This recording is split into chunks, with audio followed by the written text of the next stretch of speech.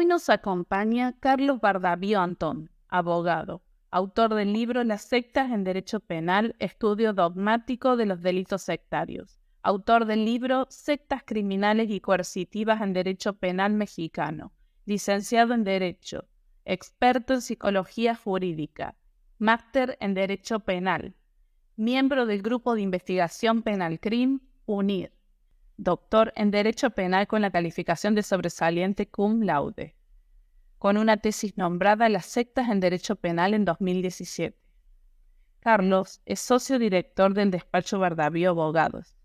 Es y fue docente de Derecho Penal en diferentes universidades en las asignaturas Introducción al Derecho Penal y Derecho Penal Internacional y de la Unión Europea. Dentro de los casos más relevantes en el ejercicio de la abogacía, Carlos es abogado defensor de la AEBTJ, Asociación Española de Víctimas de TJ, una secta religiosa. Carlos, recientemente en el 2023, ganó el caso sumamente controversial. Dejaremos el artículo del caso en la descripción. A mí lo que me gustaba la idea de tenerte, Carlos, primero porque eres un especialista en estos temas y la verdad que cuando te invité la primera vez, tú no sabías Mm, mucho del caso, ¿no? O sea, solamente estábamos hablando justamente de los grupos coercitivos, de las sectas, las descripciones y todo esto, cierto. pero tú no tenías información realmente del caso No, y no me tanta gusta, como ahora, no tanta como claro, ahora. exactamente, Después de 8 exactamente. meses, no solo siguiéndote, sino también, pues como bien sabes, empapándome de todo lo que he podido, pues Ujú. hay una gran diferencia del antes a la ahora, creo yo. Sí, sí, sí, sí. Por eso mismo me parece súper interesante que me des tu opinión con respecto a lo que tú has visto hasta ahora y de lo que piensas de lo que era, porque ahora sí tienes un poco más de idea de esto, o sea, de cómo estaba Ujú, formado este grupo. Y yo tampoco, si tú lo viste al principio, no tenía muy claro, ¿no? Si ujú, qué ujú. éramos, qué era esto, ¿no? Realmente. Entonces, he ido aprendiendo un montón a través de gente como tú, como especialistas y psicólogos que me han Ujú. ayudado mucho, pero me gustaría mucho tu opinión en esto, que tú sabes mucho, ¿no? Y has tratado con muchas víctimas de casos así. Bueno, pues la verdad, primero de todo, Liliana, darte las gracias por invitarme nuevamente a tu canal, que sé que, pues, que es un éxito, ¿no? Y tienes muchísimos seguidores, suscriptores y mucha gente preocupada por todo lo que cuentas, todo lo que dices.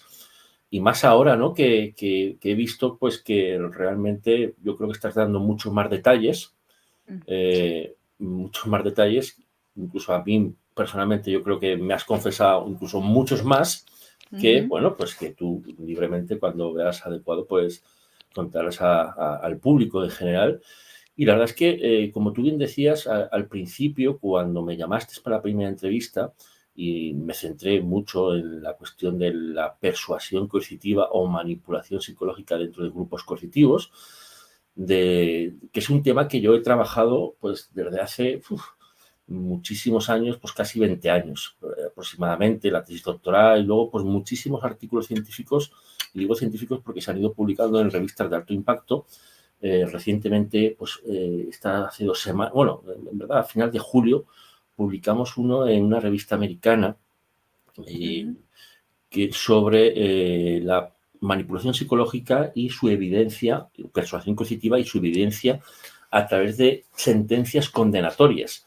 Es decir, que hay sentencias condenatorias de las que se puede, en ese artículo que acabo de comentar, que publico con otros compañeros, en una revista americana, que si no recuerdo mal, voy a decir el nombre, porque ujú, es una revista que a lo mejor muchos de tus pues, suscriptores y audiencia pues tengan interés en buscarlo. Es un artículo publicado en inglés de la revista The Journal of Aggression, Maltreatment and Trauma. Es decir, revista de agresión, maltrato y trauma, ¿no? Que se ha publicado, es una ujú, revista de altísimo impacto y lo publico con colegas que son psicólogos, yo soy el único jurista, y en donde tratamos de acreditar que efectivamente esa persuasión coercitiva o manipulación psicológica, sin llegar a un extremo de violencia física, incluso la violencia de género, existe en la jurisprudencia asociada a nivel mundial, en muchísimos casos, respecto a lo que se llama pues, esa persuasión coercitiva o grupos coercitivos, ¿no? Que es un poco el caso que yo creo que en parte, y no digo que sea menor, ya lo dije en la primera entrevista o primera pues, retransmisión, ¿no? de mis opiniones en tu canal, ya dije que había un componente muy importante de persuasión coercitiva, puesto que los estados iniciales, en donde tú y otras compañeras tuyas, pues malogradamente, se inició, al igual que en la violencia de género, o violencia doméstica o violencia intrafamiliar, se inicia cierta persuasión sutil en donde la víctima no es consciente del camino que va a tener que recorrer y todo lo que te va a tener que hacer sin saber que se está perjudicando y que en definitiva es una violencia psicológica y que cumple un efecto de violencia psicológica en cuanto a ciclo, ¿no? El ciclo de violencia de género, al igual que la persuasión coercitiva. Los primeros vídeos que tú publicaste representaban una violencia psicológica sutil, de engaño, de presión psicológica. Recuerdo perfectamente cuando en uno de tus primeros capítulos hablabas inclusive de Gloria Trevi cuando te aconsejó que la mejor opción que tenías era tener algún tipo de relación con Sergio Andrade, ¿no? Y a través de ahí, pues, poco a poco, y lo has ido contando en tu canal, la violencia psicológica y sutil fue pasando a una violencia pues, más extrema, más material, hasta el punto de... Y esto lo quiero reseñar, lo quiero reseñar, y no obstante, tú interrúmpeme cuando veas adecuado, porque yo cojo carrerilla al estar acostumbrado a veces a dar conferencias y a veces me dicen, tienes una hora y una hora hablo. Si tienes 3 horas, hablo 3 horas. Entonces, párame cuando quieras. Pero hay un dato muy interesante que se habla mucho en tu canal y otras víctimas han hablado, y otros canales de YouTube, que es algo terminológicamente inadecuado, porque se habla mucho de abuso sexual y el concepto de abuso sexual es un concepto generalmente en todas las legislaciones cuando la víctima, bajo engaño, abuso de superioridad o prevalencia de ese abuso de superioridad o mediante actos opresivos, pues, se obtiene mediante abuso de superioridad el consentimiento o no existe consentimiento y hay relaciones sexuales, ¿no? Sin el consentimiento o un consentimiento obtenido vuelvo a repetir, bajo el abuso de superioridad. Pero en tu caso y en el de otras compañeras tuyas, si bien es cierto que al principio pudo haber, pues, por lo que me habéis manifestado, ese engaño y esa presión, luego se fue transformando a una violencia explícita.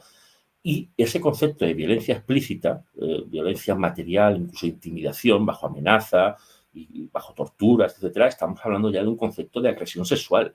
Es decir, que es una diferencia punitiva en la mayoría de países, muy importante, puesto que no es lo mismo, en principio, aunque la doctrina ha debatido mucho sobre esto, no es lo mismo un engaño en las relaciones sexuales o un consentimiento viciado o un abuso de superioridad que una violencia física para conseguir la relación sexual o, mejor dicho, la agresión sexual.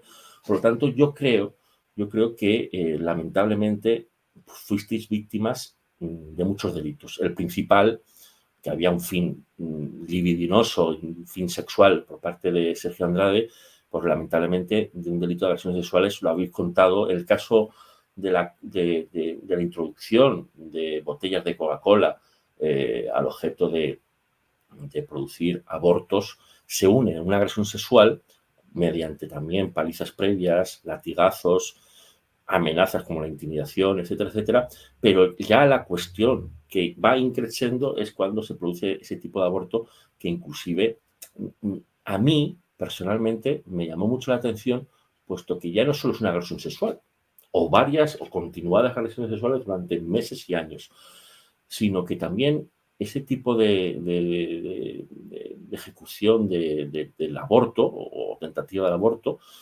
son medidas que llaman y que son muy análogas a delitos de lesa humanidad, a delitos mucho más graves, puesto que lo que tratan de hacer es provocar que la mujer sea infértil. Es decir, ni más ni menos, gracias a que en tu caso pues conseguiste pues tener a tu hijo, y no fue a mayores, pero sí que es cierto, no sabemos hasta qué punto cuántos abortos se pudieron provocar a través de esto. Es decir, conseguía, por el relato tuyo personalmente y de otras víctimas, se conseguía pues instrumentalizar a las mujeres y llevarlas a una cosificación y a la destrucción de su incluso posibilidad de ser madres y de la propia reproducción de la mujer. Entonces es un ataque generalizado no solo a vosotras como personas en concreto, sino a todas las mujeres en cuanto a que se atisba un odio visceral en contra de la mujer en general.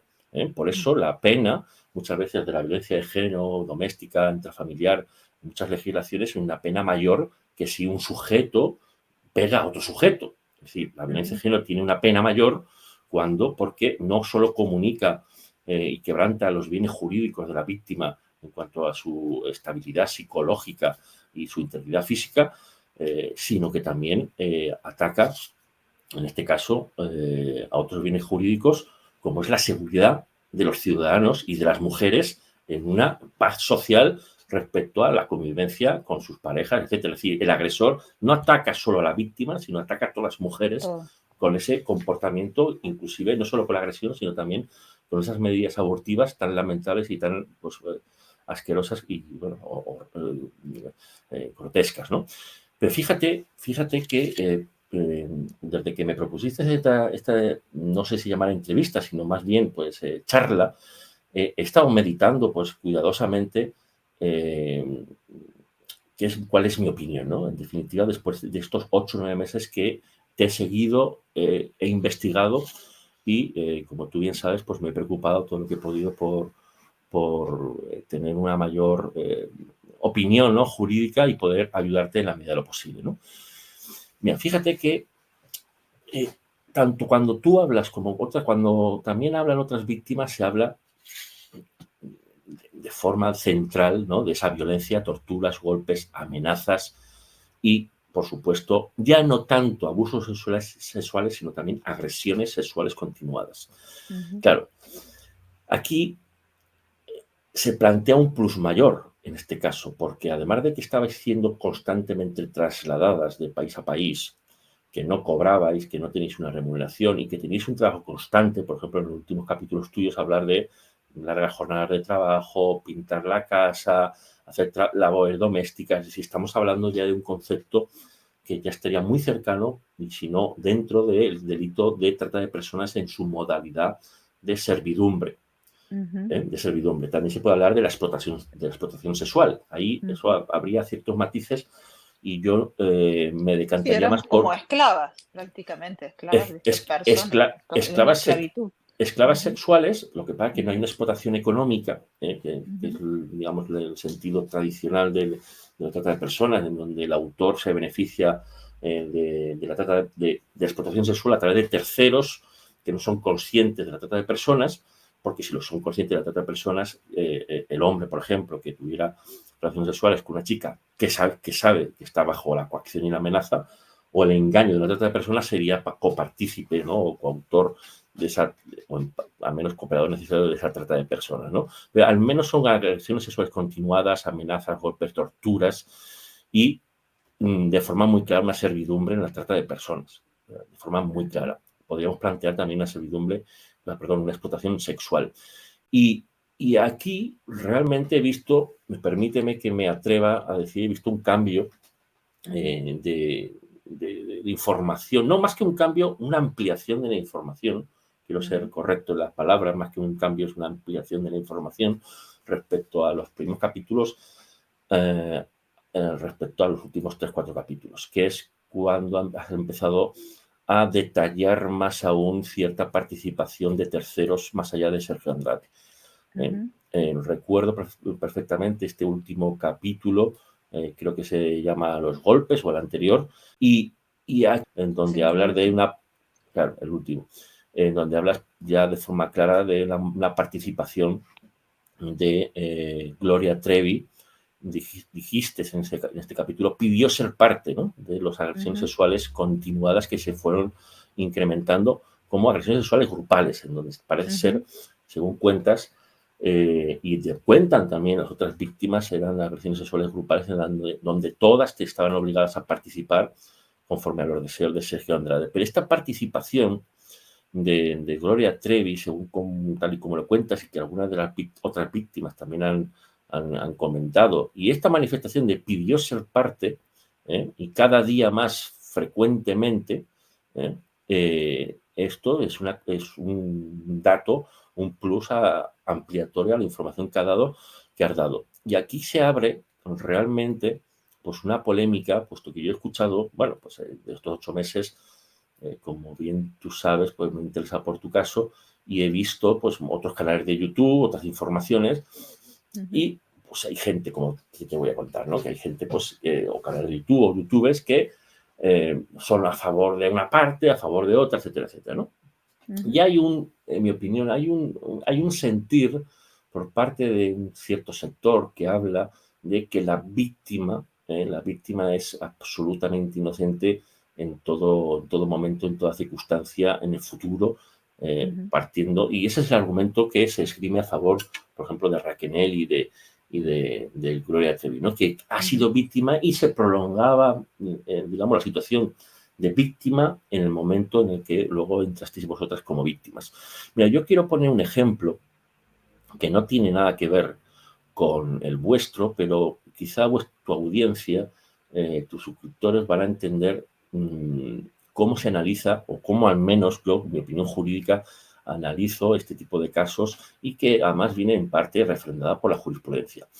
Por 2 motivos. Uno es que la ley, bueno, el protocolo de Palermo, que se refiere a la Convención de Represión de la Trata de Personas, el Convenio Internacional, llamado llamativamente, ¿no?, como el protocolo de Palermo, habla de que la víctima de trata de personas, que incluye servidumbre, explotación sexual, su participación posterior o in situ, ¿no?, en la trata de personas, que es un delito agravado, ¿no?, respecto a las agresiones sexuales, etcétera, es impune. Siempre y cuando, esto es importante, siempre y cuando exista coacción, engaño, intimidación o amenaza. Es decir, que la víctima queda impune, la víctima de trata de personas queda impune de haber participado en una trata de personas o haber participado en agresiones sexuales o en otros delitos como tráfico de drogas o blanqueo de capitales, etcétera, etcétera, siempre y cuando continúe la situación de coacción, engaño, amenaza, violencia, etcétera, ¿no? Bien, claro, lo que hay que ver en todos los casos es si las víctimas iniciales, y estoy hablando de lo que tú planteas, o al menos se sospecha o se abre la posibilidad de cierta responsabilidad por parte de Gloria Trevi y de Raquenel, es si estas iniciales víctimas, vamos a poner el supuesto, la hipótesis, iniciales víctimas, antes de que llegáis toda la remesa posterior de víctimas, lamentablemente, continuó esa situación objetiva de coacción, amenaza, violencia, etc. Bien. Y eso es lo que hay que analizar. Eso es lo que hay que analizar. Voy a poner un ejemplo, que es el que estaba comentando anteriormente, un caso muy famoso de la Corte Penal Internacional respecto a un caso de genocidio y de delitos de lesa humanidad y otros delitos. Es el caso de Dominic Owen. Es un sujeto de Uganda, si no recuerdo mal, que en 2021 quedó condenado a 30 años de prisión por ser el comandante de un grupo guerrillero, ¿no?, opositor, y en definitiva pues, quedó condenado a 30 años. Pero lo llamativo de su caso, ya firme, es que él, antes de ser comandante de este grupo del Ejército de Liberación del Señor, se llama en concreto, este ejército de Uganda, este señor, antes de ser comandante de esas fuerzas, de ese ejército, él fue niño soldado, o mejor dicho, él era un niño soldado, fue raptado, reclutado por este ejército y fue obligado a matar a familiares, parece ser, incluso la sentencia no lo pone en duda, y obligado a realizar inclusive pues, actos atroces contra familiares y amigos, etcétera, ¿no? Y esto con 10 años. Y situación que perduró durante los años hasta que cuando ya tenía 20 y pico años se fue comandante y luego, pues finalmente, pues apresado y condenado. La defensa de Dominic Owen lo que planteó son dos cosas. Una es que estaba bajo coacción, que era un niño soldado, que él había aprendido, ¿no? Esa forma digamos, de educación totalitaria y criminal, pero que en realidad la defensa lo que esgrimió es una coacción de dos tipos. Una era una coacción espiritual, puesto que el líder de este ejército de liberación del Señor, según manifestó el propio Dominic Owen en el juicio, tenía unos suprapoderes o ciertos poderes espirituales y que tenía cierto miedo atroz a no seguir sus órdenes. Y segundo, otro tipo de defensa que planteó la defensa de Dominic Owen es que estaba bajo la coacción del propio líder, puesto que ya había otros casos en donde había matado pues, a sujetos que se habían, miembros del ejército, que se habían liberado, se habían escapado. Y al final la sentencia lo que viene a decir es que no queda demostrado que no tuviera oportunidad de escapar, es decir, que no tuviera oportunidad de no hacer lo que estaba haciendo. Es decir, en definitiva, la sentencia lo que viene a decir es que tuvo oportunidad de haber escapado, de no haber cometido atrocidades e inclusive no tenía por qué haber violado, porque también se condenó por delito de lesa humanidad, por violaciones constantes que ponían en riesgo a las mujeres como violencia de género y contra la propia integridad de la mujer e incluso su propia descendencia. Por lo tanto, el tribunal, la Corte Penal Internacional, entendió que no había oportunidad, que tuvo oportunidad de escapar. Tenía oportunidad, tenía los medios, tenía, durante los años que estuvo, incluso el mando, ¿no?, para poder escapar de esa situación. Entonces, la pregunta, trasladándola al caso que habéis planteado, la mayoría de víctimas en este malogrado caso, es que, tal y como planteáis, la mayoría, de forma casi prácticamente uniforme, es que si Gloria Trevi y Raquel tuvieron una oportunidad, puesto que ya eran mayores, cuando pasaron vuestras agresiones sexuales siendo menores de edad, ellas eran mayores de edad. Entonces, lo que hay que valorar es no solo si fueron víctimas, que eso habrá que acreditarlo, porque si no fueron víctimas, con más razón cabría la responsabilidad, pero que aunque fueran víctimas inicialmente de Sergio Andrade, hay que ver si siendo mayores de edad tenían la oportunidad de escapar, de algún modo. Hay que preguntarse, uno, ¿tenían capacidad económica? Eso hay que investigarlo, o al menos en el procedimiento que se está llevando en California, lo que yo haría es investigar la capacidad económica de Gloria Trevi y de Raquel al objeto de comprobar si teniendo esa capacidad económica, a diferencia de vosotras que no cobrabais ni un peso ni un dólar, se pudieron escapar, ¿no? Porque la cuestión de la capacidad económica, ¿de acuerdo?, es un factor. No es que sea, digamos, fundamental, porque, por ejemplo, dentro de la violencia de género hay muchísimas mujeres que son maltratadas y tienen capacidad económica, pero se crea un estado de dependencia, un estado de sumisión que lleva también a estar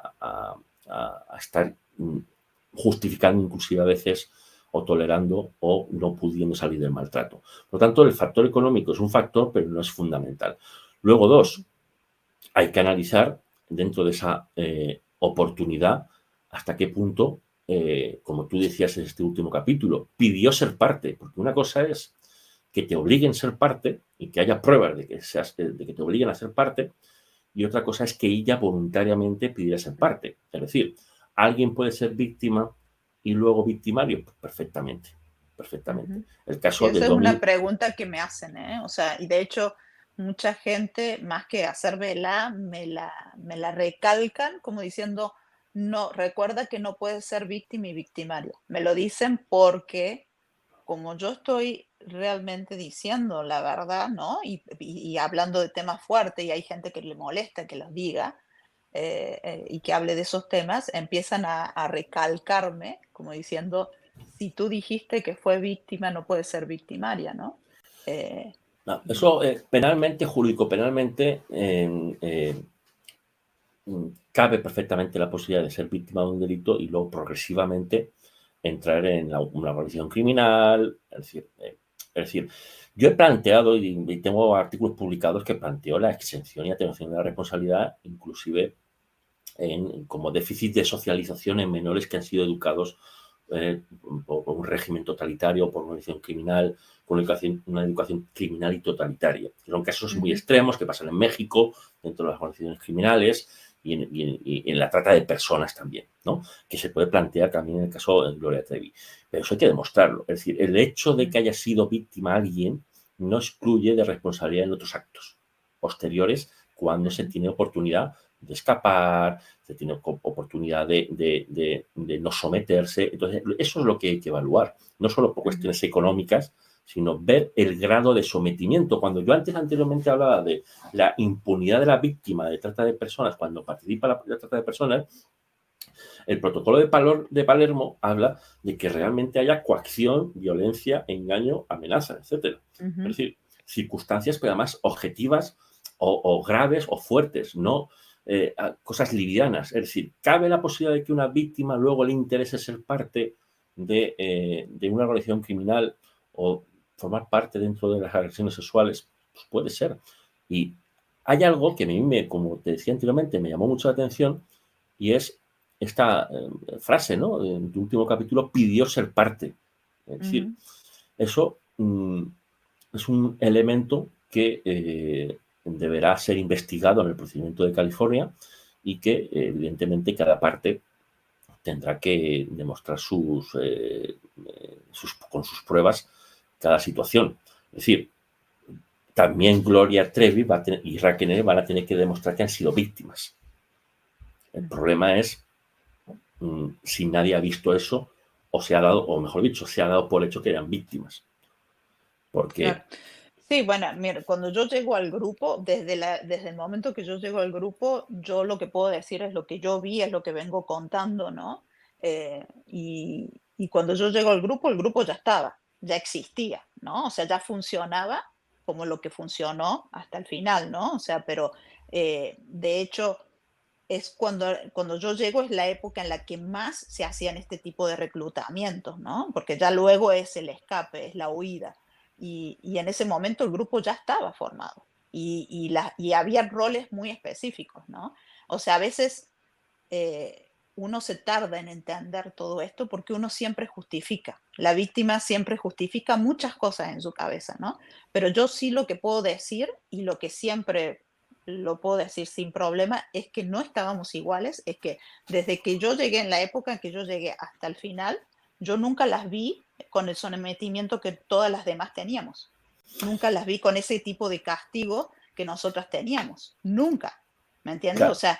O sea, que sí no tenía a lo mejor en algunos privilegios que podría tener una cantante famosa que uno cree que debería de estar en otras condiciones a lo mejor, pero no estaba como nosotras estábamos y podía comer y podían, ¿sí me entiendes? O sea, tenían una libertad de poder salir de poder salir a la calle, por ejemplo, en el caso de otra de las personas, como en el caso de Raquel, que podía tener la tarjeta a mano y salir y hacer trámite y viajar sola, ¿me entiendes? O sea, o en el caso bueno, de Gloria ya sabemos que, bueno, al ser una artista pública, tenía el micrófono en la mano, ¿no? O tenía más contacto con gente de afuera que podía hablar más que nosotras, porque nosotras, si bien mucha gente dice, no, pero la tenían ustedes vigilada, nosotras estábamos totalmente coaccionadas porque si nosotras no estábamos pegadas a Gloria, pero no por vigilarla, sino que nosotras teníamos el problema, las castigadas éramos nosotras, si ella la soltábamos o a alguien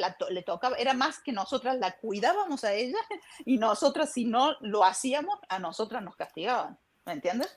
Sí, sí. Yo en todos los capítulos y también pues de escuchar el testimonio de otras víctimas, eso es lo que llama la atención. Hay un dato muy importante, es decir, no se puede exigir lo mismo a un menor de edad que a un mayor de edad. Y no se puede exigir lo mismo a alguien que está bajo una amenaza de muerte o bajo una coacción constante, un maltrato, peligro de muerte, etcétera, etcétera, que a alguien que tiene situaciones más leves o situaciones menos constatadas. Es decir, no se puede exigir lo mismo a un menor de edad de 15, 16 años que está bajo una amenaza, por ejemplo, de muerte, que alguien a lo mejor maduro, ¿de acuerdo? Que según las circunstancias, lo que quiero decir, la amenaza de muerte puede ser más o menos creíble o más o menos seria. Vamos a poner este ejemplo, exclusivamente.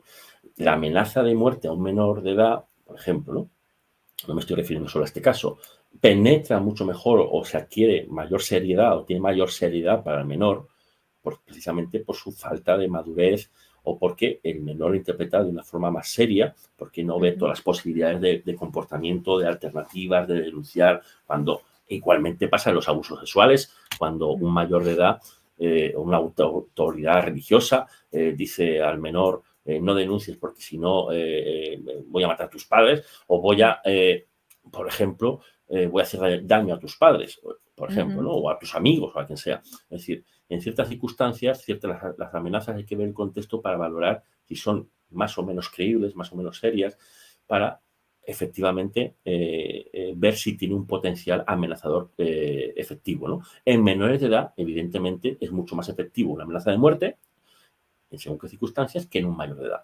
Por lo tanto, todos estos relatos que habéis contado, todas las víctimas, en el caso vuestro particular, pero también en el caso de Gloria Trevi o Raquel, hay que valorar la intensidad, la continuidad, hay que valorar la seriedad, hay que valorar un montón de circunstancias para, al final, conseguir lo que se hace delante de un juez o de un tribunal, que es crear una convicción que puede ser a través de muchas pruebas, pero al final nadie, o por lo menos no tenemos un vídeo de las situaciones que habéis vivido. Este tipo de casos, como se realizan desafortunadamente muchos de ellos, pues tradicionalmente en la privacidad, no suele haber testigos. En vuestro caso, lo más positivo que hay es que hay testigos. Hay testigos que han participado, que cuentan y que corroboran en parte o en gran parte la versión de otras, y lo que a mí más me llama la atención es que el grosso de las víctimas que habéis denunciado este caso, ya sea judicialmente o no, pues lleva a que, y así lo tengo que considerar en concreto respecto a todas vuestras manifestaciones, a que Gloria Trevi y Raquel no parece ser, al menos no tenían una amenaza o coacción o al menos una mayor oportunidad por su ya madurez de poder parar la situación con una denuncia como se hizo en su día con la chica ahí en Chihuahua. Participado, que cuentan y que corroboran. Sí, yo la verdad que siempre uno ha justificado porque como te digo, yo creo que todas hemos sido muy, muy empáticas, ¿no? Y muy de compadecernos las unas a las otras. Y yo creo que sí, en determinado momento ellas sí han sido víctimas. O sea, yo no digo que no lo hayan sido, pero de él, ¿sí me entiendes? Víctimas las dos de él. La diferencia es que en este caso nosotras fuimos víctimas de los tres, ¿no? O sea, cuando nosotras llegamos, en mi caso, ¿no? Cuando yo llego, ya ese grupo estaba, ya ese grupo funcionaba de esa manera. Y cuando uno empieza a ver todo el panorama, las declaraciones, escuchar y cómo se fue formando, a todas nos sucedía lo mismo. O sea, era como un procedimiento habitual, ¿no? O sea, era parte Sí. de...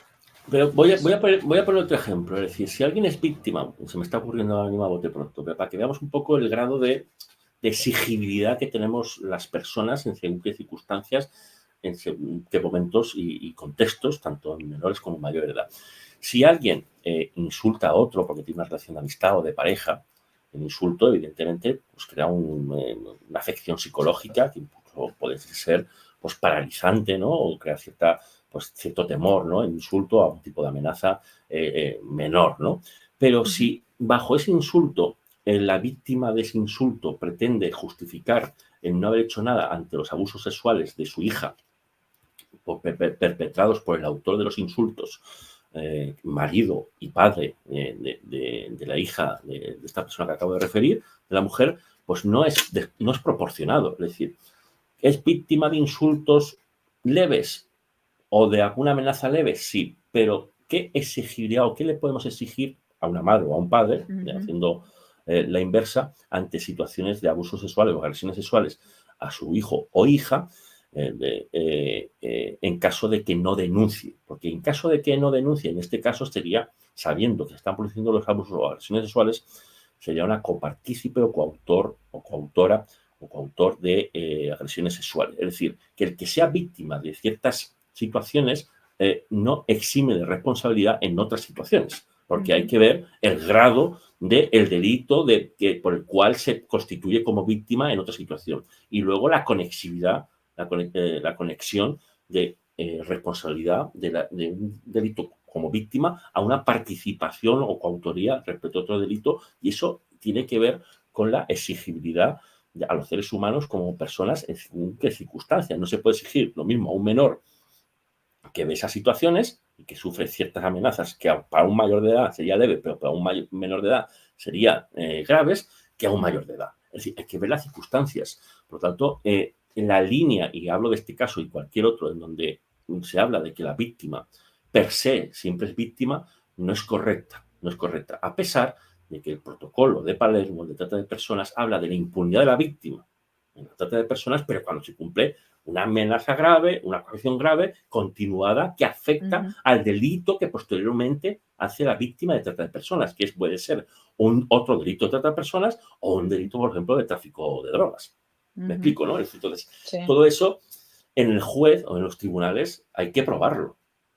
No basta con decir que eres víctima, sino claro, totalmente. ¿Qué se te podía haber exigido a ti en esa situación? Porque se le puede exigir más a un padre que a alguien que pasa por ahí.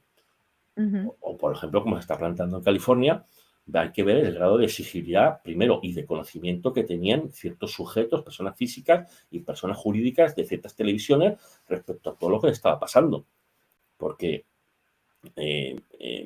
erais muchas y había muchas situaciones que seguramente llamarían la atención a todas las personas que estaban involucradas en todo digamos, en todo el método artístico, ¿no? En todas las producciones artísticas. Por tanto, eso que está pasando en California, que incluyen a ciertas televisiones como personas jurídicas, personas morales, quiero decir, y a ciertas personas físicas, pues también hay que evaluarlo, porque también tendrán su responsabilidad o no respecto a las pruebas que se vayan planteando. Porque, en definitiva, hay un dato muy, muy importante en vuestro caso, erais muchas. Sí. Erais muchas. Y muchas que no hablaron, ¿no? También, que pasaron y nunca se animaron a hablar. Imagínate lo traumático, ¿no? Y lo que la marca que deja, ¿no? Esto, o sea. Claro, pero siendo muchas hay, pues evidentemente, un lado negativo, que hay muchas víctimas.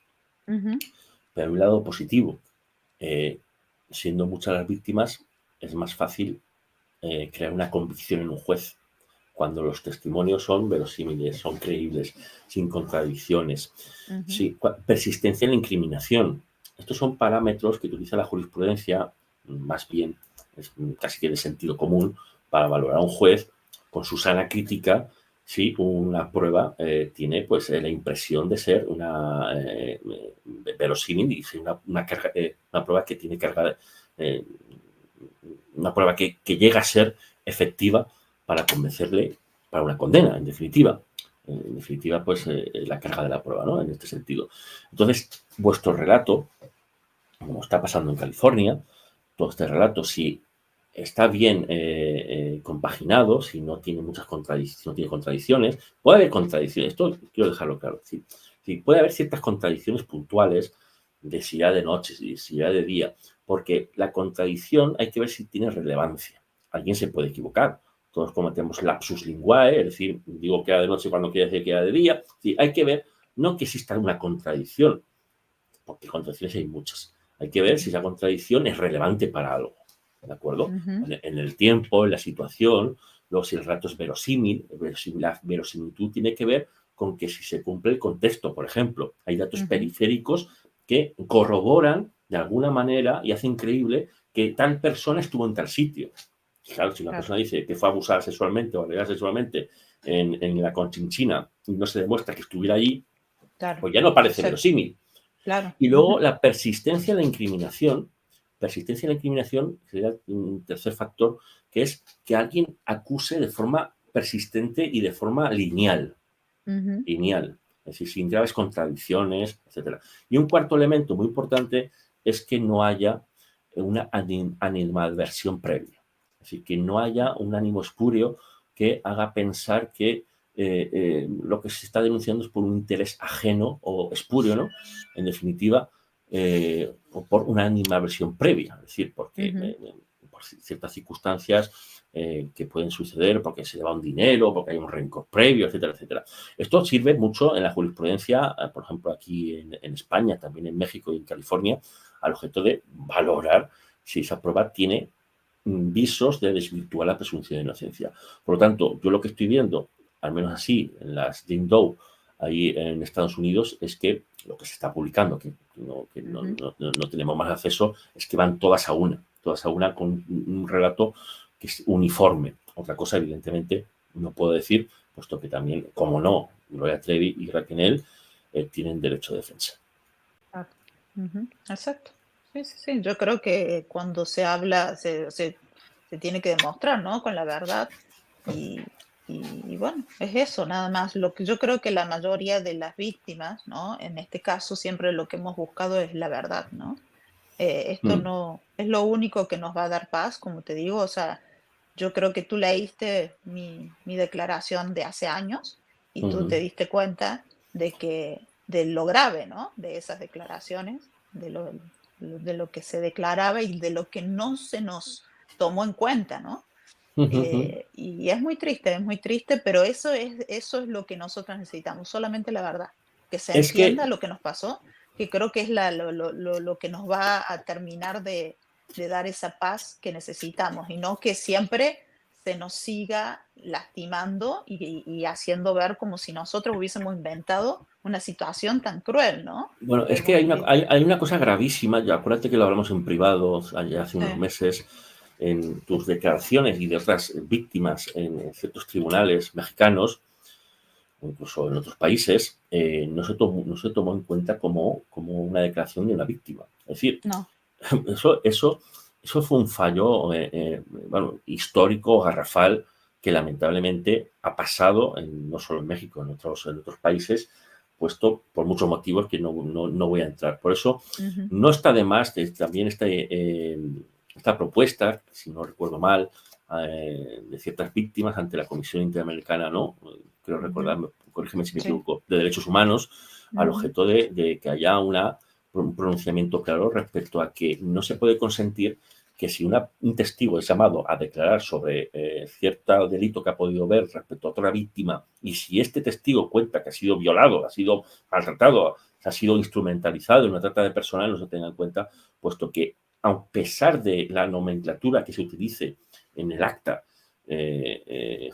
para tomar declaración a un testigo, si el testigo declara un delito claro, personal o incluso de tercero, tiene que ser tomado como acta de denuncia. Eso claro. fue un fallo garrafal, habrá muchos motivos que no voy a entrar, pero desde luego es algo que marcó muchísimo Sí, en vuestro sí, caso, que os impidió eh, entrar en el procedimiento, obtener justicia y que además os rebajó o os impidió psicológicamente continuar en otros trámites procesales o en otras denuncias. Es decir, os abocó al fracaso durante tantos años hasta ahora que algunas víctimas han llevado el procedimiento gracias a la ventana de prescripción que en California se abrió en el 2020, si no recuerdo. Vale. ujú, claro, así es. Así es, Carlos. Y bueno, yo te agradezco mucho, o sea, porque la verdad que es muy valiosa tu información y me encanta escucharte porque nos deja muchísimo más claro, ¿no? Muchos temas. Y con esto de que era una de las preguntas que recién hablábamos de lo de víctima, victimaria, era una de las preguntas que te quería hacer, porque me la hacen, me pegan con eso, ¿no? Todo el tiempo porque yo siempre, en determinado momento, yo siempre dije que todas hemos sido víctimas, ¿no? De él, ¿no? Pero una cosa es la responsabilidad que hay, diferente, ¿no?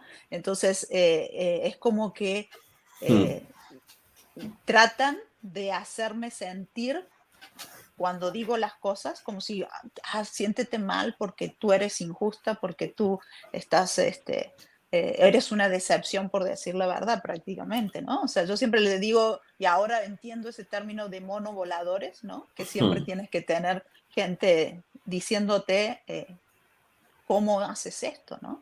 O Sí, sea, sí. Y además es que eh, yo estoy aquí en tu canal sin ninguna interferencia. Tengo que ujú, aclarar que yo no he hablado contigo previamente de lo que iba a no, opinar o a decir, porque además no lo voy a permitido y yo creo que no, tú tampoco. Es decir, que esta no, opinión, lo que me he manifestado en esta, digamos, charla es mi opinión jurídica. ujú, Evidentemente, yo no me atrevo ni puedo señalar a Gloria Trevi ni a Raquel no, en cuanto a que sean autoras de ningún delito, pero sí dejar claro un poco cómo se maneja pues dogmáticamente y jurídico-penalmente en muchas situaciones en las que, como he aclarado, la víctima puede ser perfectamente en adelante victimario sin perjuicio de que haya a lo mejor una atenuación de la responsabilidad o inclusive una exención de responsabilidad, pero no tiene per se que ser la ujú, víctima luego exenta de responsabilidad cuando es victimario. O sea, puede ser perfectamente victimario con responsabilidad o en otro caso sin ujú, responsabilidad. Y por lo tanto, esta es mi opinión jurídica y habrá que analizar, como he analizado dentro de lo que sé y el tiempo que disponemos, porque no estamos haciendo aquí ahora mismo un trabajo de defensa profesional ujú, ante un juez, que eso ya es mucho más depurado y uno lleva las cosas pues guionizadas sin perjuicio de sorpresas en un procedimiento judicial y en un juicio, pero en esta charla espero que se haya entendido esta clave, ¿no? De este caso, que no obstante la gente, al igual que yo tengo mi opinión jurídica, la gente puede opinar lo que quiera, pero también es cierto que son temas muy complejos ujú, y que muchas veces hace falta mucha formación jurídica para llegar a poder opinar con base jurídica, ¿no? He nombrado el protocolo de Palermo, pero podría hablar de otras disposiciones, inclusive de California, al objeto de que tu audiencia vea los matices jurídicos. Yo entiendo que la ujú. ciudadanía es libre de opinar y diga, bueno, Sí, por supuesto. Ujú, la víctima siempre es víctima y yo no voy a, digamos, a quitarle la razón. Yo daré mi opinión jurídica al objeto de quien se quiera ilustrar y saber un poco más sobre opiniones jurídicas, que no es, digamos, la mejor ni la única, puesto que habrá otros profesionales de la abogacía o de la academia como yo que puedan llegar a otras conclusiones respecto a este caso. ujú. Y una pregunta, Carlos, por ejemplo, no sé si te ha pasado mucho con víctimas, tú estás en este tema, Mm, la pregunta siempre es, por ejemplo, no sé si viste en el capítulo este de los golpes, mm, que llega la policía, porque llega la policía a la casa, ujú. y a veces para mucha gente es muy difícil entender por qué o yo no pedí ayuda, o otra de las personas pidió ayuda, o alguna de las personas que estaban arriba no pudieron pedir ayuda, ¿no? Y esa es la parte que a veces es muy complicado explicar, porque trato de explicar desde un principio todo este proceso psicológico, ¿no? Y todo este sometimiento que uno va viviendo y el terror, ¿no? Por el daño, ¿no? Psicológico que uno tiene y el miedo a esta persona, Ujú. y cómo eso te afecta a la hora. Es como si estuvieses en una cárcel mental y física en la que no accedes si me entiendes, a pedir Sí, esa sí, ayuda que la gente totalmente. se Totalmente. pregunta por qué Fíjate, no. Ujú, además es un tema que iba a comentar en esta charla y la verdad es que se me había olvidado. Es decir, cuando yo he hablado de oportunidad, por ejemplo, de ujú, denunciar, o en el caso ujú, tuyo que acabas de exponer, hay que valorar muchísimas cosas, muchísimas cosas. Algunos autores hablan de lo que se llama el miedo insuperable. Miedo ujú, insuperable. Es decir, hay personas que dentro de esta coacción, según los niveles, tienen un miedo insuperable, inclusive delante de la policía. Es decir, ujú, es muy habitual, voy a ser más gráfico, ¿no? Es muy habitual que dentro de la trata de personas, que las víctimas de trata de personas eximan de responsabilidad y ayuden a los autores de su propia trata de personas a encubrir el delito. mm, ¿Por qué? Normalmente porque hay un miedo insuperable, es decir, que la coacción repetida, grave, y no voy a detallarlo porque bueno, por tu canal y otras víctimas lo habéis detallado, pero todas esas situaciones crean una paralización y una incapacidad de respuesta o un síndrome se me ha ido el nombre, ¿no? Un síndrome de indefensión aprendida. Indefensión aprendida. Es decir, que en definitiva, en estas situaciones, las víctimas, dentro de estos contextos graves, ¿no? Que es lo que hay que valorar, sufren un miedo insuperable y se adaptan al objeto de proteger su integridad. Y la situación que tú has contado me llamó mucho la atención, puesto que no porque fuese algo exclusivo o algo llamativo, sino me llamó la atención porque es muy común dentro de la trata de personas, por ejemplo, o situaciones de agresión continuada, de violaciones continuadas, etcétera, secuestro, etcétera, en donde la víctima, al final, bajo ese miedo insuperable o indecisión aprendida, lo que hace es evitar cualquier problema que pudiera tener, puesto que la policía a lo mejor en ese momento no le cree. Es que ese es el miedo, yo creo. Por ejemplo, pues sí, la policía coge y se va, va a poner un ejemplo de mata que, a la otra persona. claro, de lo que pudieras pensar en aquel momento, que no lo sé, pero hablo de otros casos, ¿no? Es decir, la policía, sí, bueno, de acuerdo, venga usted a la comisaría, de acuerdo, pero usted vaya luego a su casa, como pasa a veces en ciertos malos tratos, ¿no? Y más en aquella época, porque hoy en día, por ejemplo, una mujer de violencia de género, de violencia intrafamiliar, etcétera, cuando denuncia tiene cierta oportunidad de escapar gracias a la orden de alejamiento, etcétera, etcétera, ¿no? En aquella época era muy común, y sigue siéndolo, que ese miedo paralizante lleve a que cualquier fallo en esa denuncia pudiera provocar luego la reacción violenta, incluso el asesinato en este caso, de Sergio Andrade. Por lo tanto, lo que tú llegaste a pensar, o por el hecho de no denunciar, quiero contarlo a tu audiencia, es muy común. Sí, no, aparte, si uno se pone a pensar además de eso, no es solamente el decirlo y ya está, como tú dices, y la época, sino que no teníamos a nadie allí. Estábamos en un país extranjero.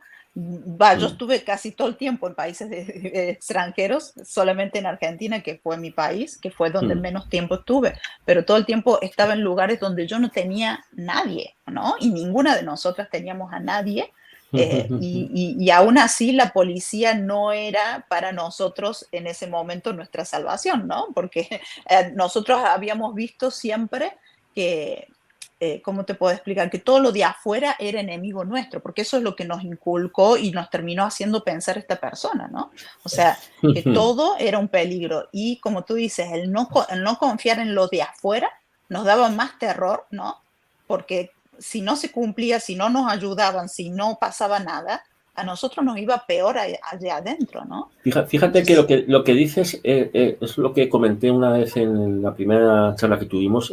Hay una combinación entre una violencia extrema, pero también cierta persuasión coercitiva, en donde os hicieron creer, como acabas de decir, que hay un mundo amigo en donde solo puede estar resguardada y bien relativamente, claro está, con él. A pesar de las palizas, solo vas a estar bien en esas situaciones. De hecho, llevo varios casos en España muy similares a los vuestros, no con tanta gravedad, en donde las mujeres de los gurús, líderes sectarios, a pesar de las palizas dentro de la violencia de género, continúan pensando que están mejor dentro de esas palizas, más arropadas, porque están más protegidas en estos casos que yo llevo, por ejemplo, espiritualmente más protegidas, ¿no? En vuestro caso, más protegidas a nivel económico, a nivel sentimental, o llámale como quieras, es decir, pero sí que crea digamos, un mundo amigo, el interior, es decir, haciéndoos pensar que fuera, como acabas de decir, ibais a estar mucho peor. Y eso es una forma de persuasión positiva o manipulación psicológica que es un plus más a toda, digamos, cárcel mental a las que fuisteis sometidas como tú has contado. Eso es muy propio también, inclusive, en muchos casos típicos de los secuestros y el síndrome de Estocolmo, en donde la víctima llega a adorar al secuestrador, o incluso en los campos de concentración también a tener cierta simpatía por los captores, ¿no? O sea, eso es algo muy común dentro de estas situaciones extremas, porque es una medida de defensa. Sí, pero en esto, sí, no, esto como te digo, yo creo que nosotras lo que hacíamos era más que nada simular, ¿no? Y tener que hacer porque teníamos la obligación de decir que lo amábamos, teníamos la obligación, todo era una obligación, ¿no? Porque si no, sí teníamos un problema. Entonces eso en nuestra mente sabíamos que para sobrevivir teníamos que hacer lo que él quería que hiciéramos, ¿no? Y decir Ujú, lo que él quería y las palabras que él quería que dijéramos para no sí, tener problemas. Entonces ya ujú, era todo una simulación, estar contenta si él venía, el pararnos si él aparecía, el decirle quieres algo, o sea, si me entiendes, teníamos que ujú. actuar de manera robotizada porque era la forma de no ser más castigadas, Sí, ¿no? sí, O sea, es que se mezcla, en verdad, fíjate que, claro, o sea, se mezclan elementos típicos de la violencia de género, en donde habitualmente la víctima tiene que dar la razón al maltratador al objeto de evitar una paliza o, seguir incluso los consejos sutiles al objeto de que no se enfade y pueda provocar algo mayor. De hecho, tu relato y el de otras víctimas es un relato increchendo. Y luego algo ujú, muy típico es que él, de cara al público, pues es fantástico y maravilloso, y luego en el momento en el que hay cierta privacidad, pues saca lo peor de él, porque el monstruo. Ujú, son personas psicópatas, o pudieran serlo, narcisistas y sobre todo con un afán de dominación y pocos escrúpulos y poca empatía por los seres humanos. Entonces, efectivamente, todo lo que cuentas tiene, pues, lamentablemente, los indicios típicos de todos estos delitos que hemos hablado. Trata de personas, ujú. torturas, agresiones sexuales, violencia de género, y, inclusive hay otro delito del que se ha hablado poco, pero que fuisteis partícipes, a mi modo de ver, de blanqueo de capitales o lavado de activos, porque os Ujú. utilizaba Sí, al objeto de... inconscientemente nos utilizaban totalmente, sí, sí, sí, sí. Entonces, claro, ese punto económico es un punto también que constata la posible trata de personas, es decir, Mm, tiene toda una envoltura que lleva a considerar que la situación fue extremadamente grave y que fuisteis totalmente instrumentalizadas en ese sentido, sin perjuicio de los matices que pueda haber en cada situación, puesto que no todas las situaciones son iguales, hay que valorarlas, como acabamos de decir, respecto a las pruebas que haya y la madurez y oportunidad y exigibilidad respecto a la ujú. madurez y las oportunidades de poder frenar, como he contado anteriormente, frenar una tortura o un delito gravísimo cuando se tiene esa oportunidad. Y eso es lo que hay que ir valorando en cada caso sin perjuicio de las pruebas que se presenten. Claro, sí, sí, sí, así era. Y cuando dicen a algunas personas como si ustedes terminaban participando para poner no es que nosotras queríamos poner castigo, nada que ver. Cuando hablamos de que él decía eso de los castigos que pasaba, era que él te decía, ¿qué quieres qué castigo quieres ponerle? Y él te decía, ¿no es cierto que tal cosa? Y tú tenías que decir que sí, porque si tú lo contradecías, tenías un problema, ¿sí me entiendes? O sea, a este Hmm. tipo teníamos un problema si él nos decía, ¿no es cierto que tú la viste haciendo tal cosa? Y tú no le podías decir, no, no la vi. Era, o sea, cuando él nos estaba diciendo, ¿no es cierto que la viste? Es cierto que la viste, le tenés que decir que sí por el terror que le tenías, ¿no? Porque si no tenías un problema tú con él, ¿no? ¿No? Entonces, Y la situación de miedo real, es decir, yo puedo asumir por el relato tuyo y de otras víctimas que existía, puedo comprender que existía un miedo real a morir, a ser sí, asesinadas de una u otra manera. Entonces, ese miedo paralizante, el miedo insuperable, hace no denunciar, participar, es decir, pero claro, eso es durante la minoría de edad.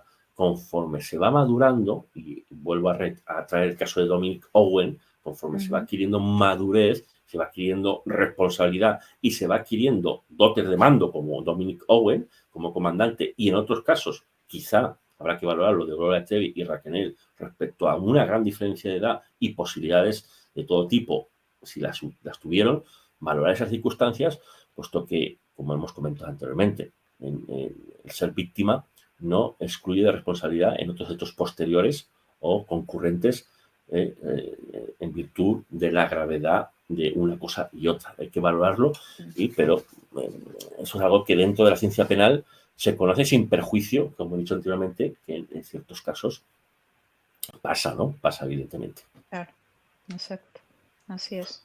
Ok, ok, Carlos, te agradezco mucho, la verdad, la información, me encanta tenerte aquí y Bueno, que realmente nos amplíes más el panorama sobre estos temas, así que bueno, te pues lo agradezco.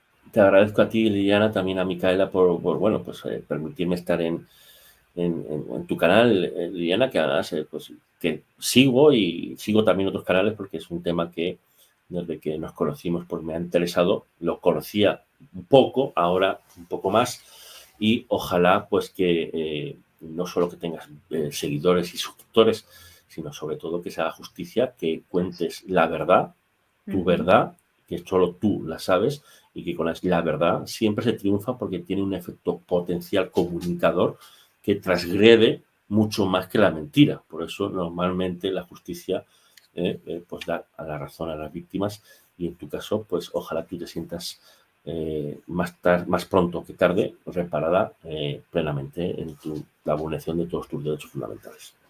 Muchas gracias, Carlos. Muchas gracias por el apoyo siempre.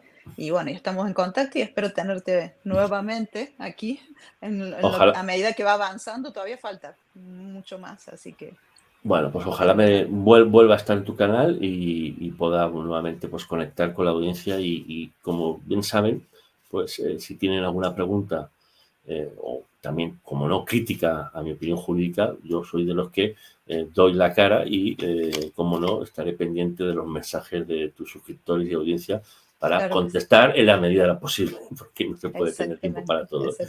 Muchas ¿Y gracias tú por tienes todo. un canal también, Carlos, o no? ¿Tienes un Sí, canal? sí, es un canal, pues, quiero decir, pequeñito, ¿no? Pues porque los abogados no somos lo más vistoso del mundo, pues es un canal que tiene mi nombre, Carlos Bardaví Antón, en donde pues hablo, pues subo mis conferencias, mis clases sobre sectas, sobre casos que llevo.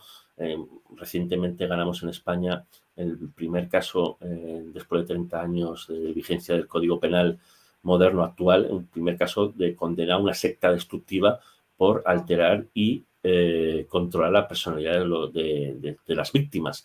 Y entonces, pues bueno, ahí pues en mi canal pues pueden ustedes ver muchos casos de sectas, no solo de sectas, sino también de agresiones sexuales, bueno, casos que voy llevando con mis colegas del despacho, y que, bueno, pues es un canal pequeñito, pero que tenga interés de conocer temas pues lamentablemente graves, pues ahí pueden conocerlo. Así que muchas gracias también por darme la Ah, oportunidad de darlo a conocer. Muchas gracias.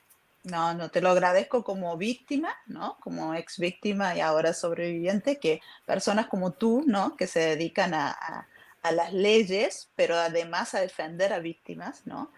Para nosotros es súper importante que nos escuchen, que nos comprendan y que hagan esto mucho más fácil para nosotras, ¿no? Muy Así bien. que gracias por dedicarte a esto. Así Muchas que te gracias a ti espero también, Liliana. pronto, Carlos. Gracias. Vale, un abrazo a todos. Hasta luego, que vaya Bye, bien. bye.